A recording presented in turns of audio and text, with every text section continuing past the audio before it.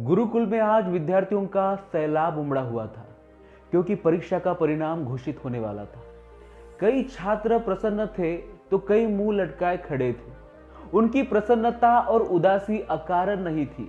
जो छात्र उत्तीर्ण होते हैं उन्हें अगली कक्षा में प्रवेश मिलना तय था, परंतु अनुत्तीर्ण हुए छात्रों को न केवल गुरुकुल से छोड़कर जाना पड़ता बल्कि आचार्यों की खरी खोटी भी सुननी पड़ती।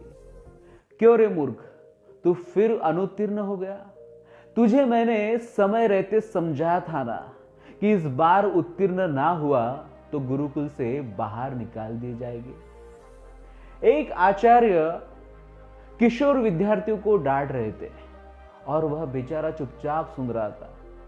डरते डरते उसने गुरुकुल के प्रधान आचार्य से कहा और उससे निवेदन किया, आचार्य देव, मैंने अपनी तरफ से तो पूर्ण प्रयास किया था, परंतु निर्बल स्मरण शक्ति के कारण मैं जो कुछ भी याद करता हूं उसे थोड़ी देर बाद भूल जाता हूं।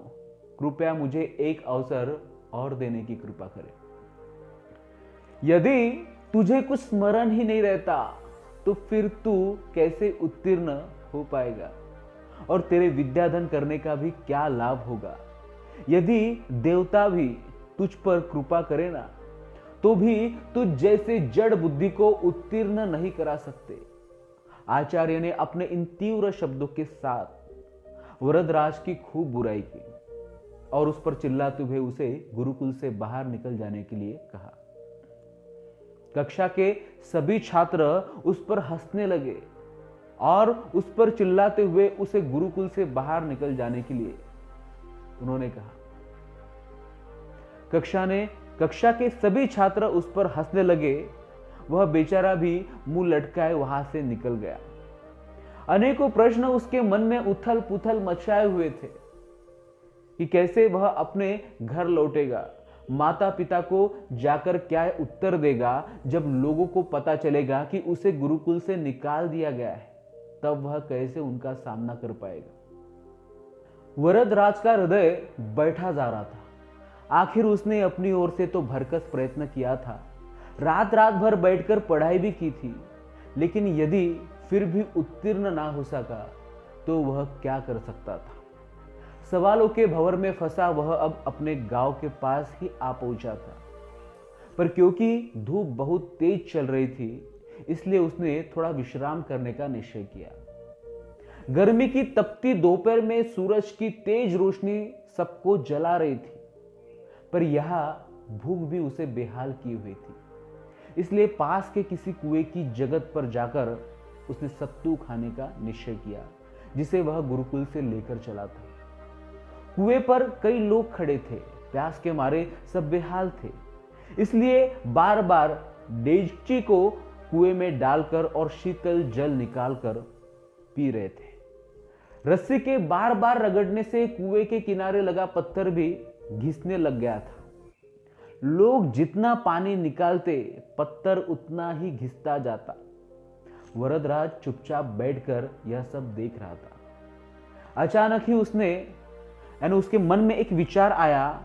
वह सोचने लगा, यदि केवल झूठ की बनी रस्सी से कठोर पत्थर घिस सकता है तो यदि मैं परिश्रम करूं तो क्या सफल नहीं हो सकता?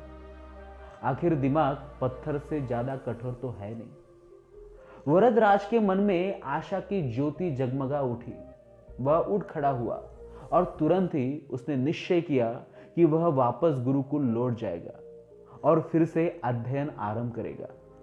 वह घर के समीप आ गया था, पर घर ना जाकर वापस गुरुकुल लौट आया। उसके साथी उसे देखकर आश्चर्यचकित थे। उसकी बात सुनकर आचार्य ने तो पहले तो उसे बहुत छटका और उसकी बहुत बुराई की, पर उसके बहुत याचनाएं और प्रार्थना करने पर द्रवित होकर उसे गुरुकुल में दोबारा प्रवेश दे दिया। इस बार वरदराज ने अध्ययन में रात दिन एक कर दिया था और जब परीक्षा का परिणाम आया तो संपूर्ण गुरुकुल स्तब्ध था।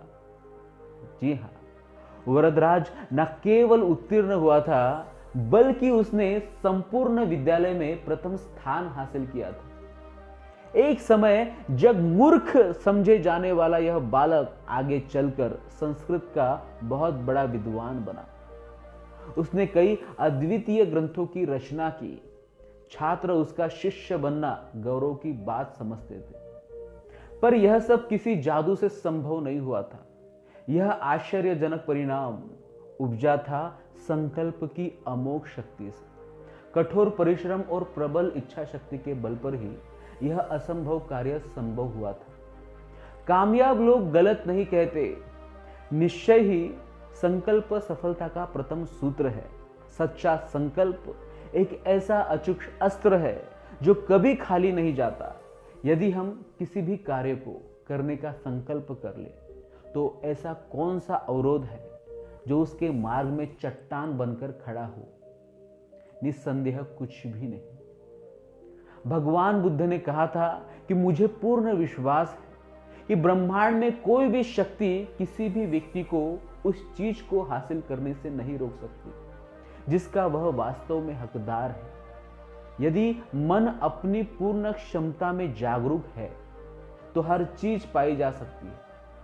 पहाड़ों को भी खाक में मिलाया जा सकता है।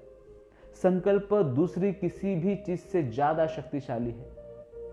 प्रबल इच्छा शक्ति के सामने हर चीज को झुकना ही पड़ता है क्योंकि यह सीधे कुदरत से आती है। एक शुद्ध और शक्तिशाली संकल्प सर्वशक्तिमान है।